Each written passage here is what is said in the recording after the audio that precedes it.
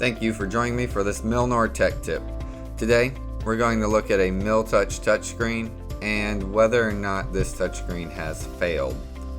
So, customer complained that this top right area where you have your run formula button was no longer allowing it to be touched, and we can see the damage there.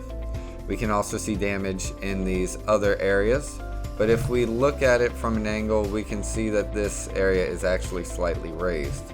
So, before we completely condemn the touchscreen, let's peel off the screen protector from the factory. If your screen is good and you can touch it without the screen protector on it, your screen's still good. We just need a new screen protector. And that's it.